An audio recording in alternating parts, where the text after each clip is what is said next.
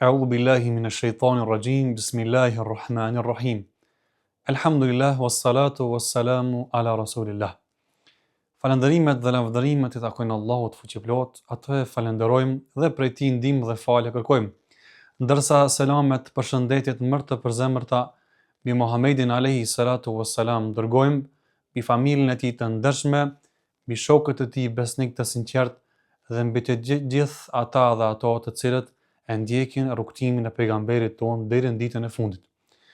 Të nderuar vëllezër dhe motra, sot në këtë muaj të shenjtë, në këtë ditë të shenjtë të agjerimit të Ramazanit, do të jemi në nëmbrellën e një hadithi madhështor, hadith me të cilën do të marrim mësime të vlefshme, ashtu siç na ka mësuar pejgamberi sallallahu alaihi wasallam.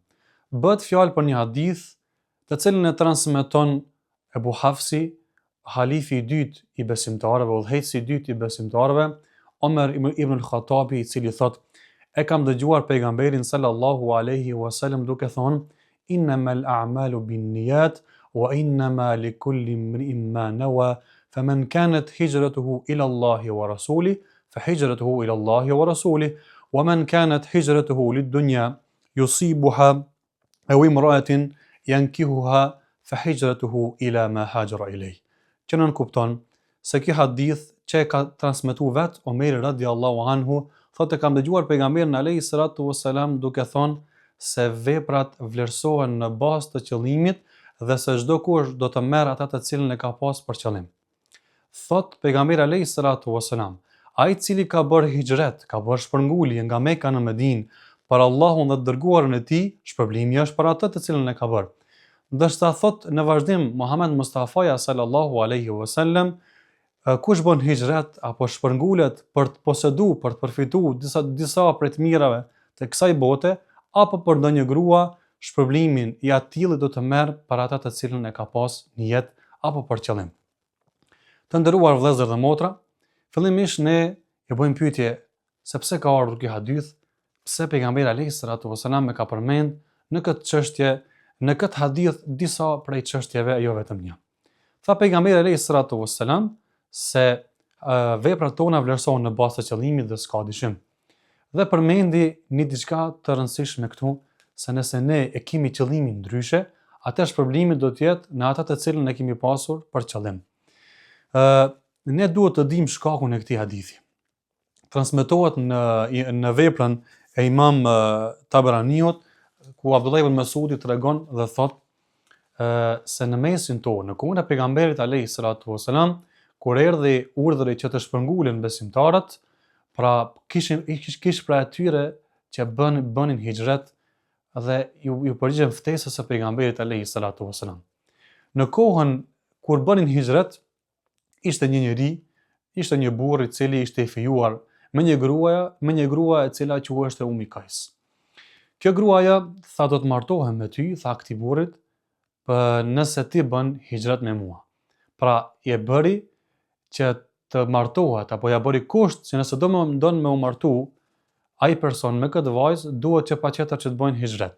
Dhe ky person, ky njeri bëri me Umi Kajsin hijret, dhe hijreti I tij nuk ishte për Allahun dhe dërguarin e Tij, po ishte për interes të kësaj bote, pra për të martuar me një grua. Kjo është shkaku I hadithit që transmeton Abdullah ibn Mas'udi në veprën e Imam Taberanit. Pra kjo është qëllimi sepse për pejgamberi alayhi salatu wasalam e përmendi në këtë rast çështjet e dunjos dhe rëndësinë e dikujt që I dha më shumë përparësi martesës se sa qëllimin të cilën I kishin besimtarët që ta kryenin urdhën e Allahut dhe dërgimit të Tij. Pra ky është shkaku I paraqitjes së këtij hadithi. Pas kësaj do të përmend rëndësinë e hadithit. Cila është rëndësia e hadithit që po e shqellojmë sot? Të nderuar vëllezër dhe motra, Imam Neveviu rahimahullah thotë se ky hadith konsiderohet si një hadithet më madhështore të Islamit.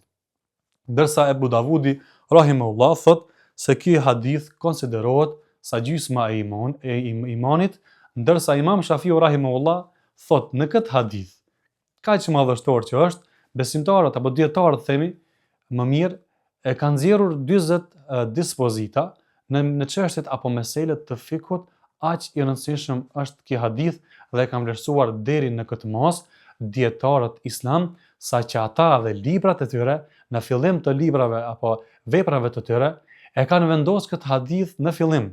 Për shka? Për shkakun se njeriu gjithmonë duhet të ketë qëllimin e mirë, pastaj të bën apo të realizon veprën e tij.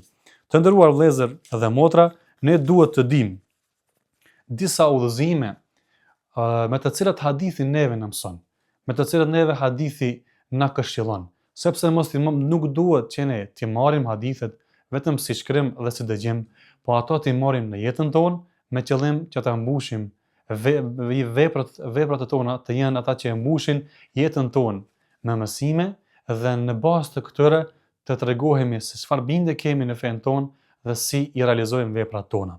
Udhëzimi i parë të nderuar vëllezër dhe motra është që ne në jetën tonë duhet të dimë se duhet të kushtëzojmë në jetën tonë.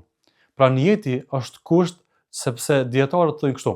Të gjithë dietarët janë unanim se veprat e besimtarëve janë pa vlerë dhe nuk meritojnë shpërblim përderisa ata nuk e kanë qëllimin e duhur, pra nuk kanë qëllim të mirë, e bëjnë për qëllim diçka tjetër e jo për të arritur kënaqësinë e Allahut xhalla shanuhu wa xhalla xjalaluhu. Udhëzimi i dytë të nderuar vëllezër e motra është, apo mësimi i dytë është që hadithi na mëson se personi i cili ka bën një jetë për ta kryer një vepër të mirë, po për disa shkaqe me të cilat është përballë me sëmundje apo me ndonjë vdekje, pra nuk ka mundësi të realizon, ai do të merr apo ajo do të merr shpërblimin e një jete të cilën e ka pas. Pra ky hadith neve këtë na mëson. Pra nëse ti nuk ke mundësi me realizu një veprim me të cilën e ke pas në jetë, por nuk ke pas mundësi për disa shkaqe apo probleme, Allahu nuk do ta humb mundin ton për shkak se ne e kemi pas niyetin apo qëllimin e mirë. Hadithi gjithashtu të nderuar vëllezër dhe motra na udhëzon që të jemi të sinqert në vepra dhe të jemi të sinqert në adhurime, për shkak se këto veprime të cilat ne i bëjmë, qofshin ato adhurime apo të tjera, duhet patjetër që të bëhen me sinqeritet dhe me dashuri më të madhe, të ta duam dhe ta bëjmë me sinqeritet dhe me qëllimin më të mirë, për shkak se ta arrijmë kënaqësinë e Allahut xhalla shanuhu wa xhalla xjalaluhu në këtë botë, po ashtu edhe në botën tjetër. Mësimi tjetër të cilin dua të përmend dhe është i fundit, ky hadith ka mësime të shumta, po që të jemi më të qartë dhe më të shkurt dhe të kemi gjithmonë në jetën tonë që të marrim mësimin e duhur nga çdo hadith i pejgamberit sallallahu alaihi wasallam. Të nderuar vëllezër, çdo punë e dobishme me niyet të pastër dhe me sinqeritet, duke kërku pëlqimin e Allahut, pëlqimin e Zotit të Madhërisëm, kjo gjithmonë do të konsiderohet si ibadet. Nuk është vetëm adhurimi jon të cilin e bëjmë, diçka që quhet adhurim, namazi jon, agjerimi jon, zekati dhe haxhi. Pra nuk janë vetëm këto që na afrojnë te Zoti, këto janë kryesorët padyshim, që në to kushtëzohet që të jetë një jetë i pastër. Po çdo veprim që e bëjmë edhe jashtë këtyre të nderuar vëllezër dhe motra, po që se e ka qëllimin e pastër, ashtu siç tha pejgamberi sallallahu alaihi wasallam, kjo padyshim se do të konsiderohet ibadet. Andaj të nderuar vëllezër dhe motra, të kemi kujdes. Si po adhurojmë Allahun xhalal, me çfarë niyeti po i drejtohemi Zotit, si po agjerojmë këtë Ramazan, apo kemi një jetë të pastër që të arrijmë kënaqësinë e Zotit, apo e agjerojmë se vetëm e kemi dëgjuar se duhet të agjerohet, apo që të na shohin njerëzit. A thua vallë, si po e bëjmë namazin ton? A thua vallë, si po e bëjmë zekatin, dhënien e pastrimit të pasurisë ton? Apo vallë, si po shkojmë, si po e kryejmë këtë shkuarjen në haxh, i cili është prej adhurimeve që kemi të obliguara nëse kemi mundësi, si po e bëjmë ata?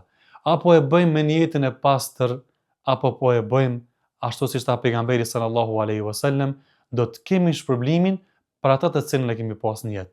E kemi pas në jetë që dukemi në adhurim, as problem kena me marr. Pra vëllezër dhe motra, a nuk është e dhimbshme që ne të adhurojmë Zotin për të na pa dikush, për të duk të tjerët, padyshim që është prej punëve jo të mira dhe jo të dobishme dhe jo të lavdërueshme, andaj ajo një është të nderuar vëllezër dhe motra që punët tona të realizojmë me sinqeritetin më të madh fillimisht, me bindjen e plotë dhe me zemër të pastër, me qëllimin e mirë, ashtu siç na tha dhe pejgamberi alayhi salatu wasalam, innamal a'malu binniyat, se veprat e tona vlerësohen në bazë të qëllimeve.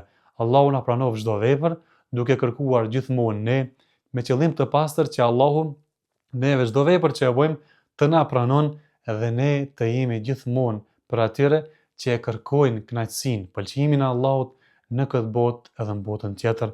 Allahu i nderoft dhe prej neve pranoft çdo lloj të adhurimit me sinqeritetin më të madh dhe me niyetin më të pastër.